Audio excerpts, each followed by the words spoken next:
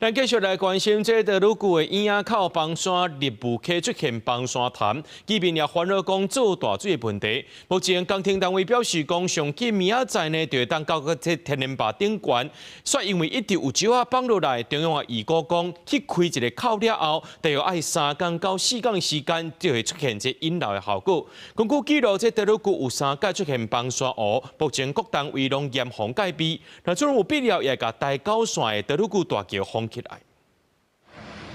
怪手入场时间经过电一开挖出便道通行，离坝顶愈来愈晚近。只要成功进入，就会当处理太鲁阁演出口形成的立雾溪崩山湖，有计上紧2日。去到坝体正顶边，也毋过最后一里路真危险。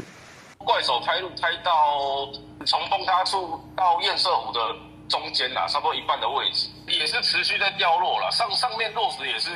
偶尔会掉几颗。怪手进去它还会落石啊，所以我们现在等那个周围环境比较稳定后，他们会再进到那个坝顶上。我们的目标是希望能够把坝顶降低5公尺，让它的水溢流。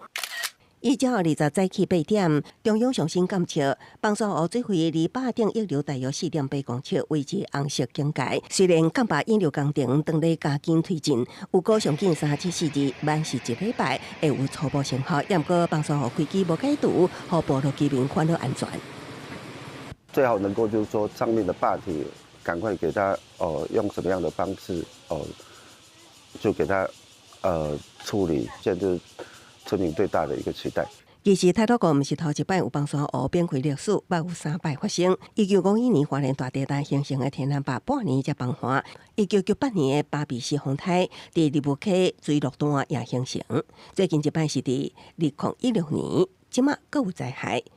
搁较传出有名代表酋长岩防掩埋，也毋过台管处紧急澄清，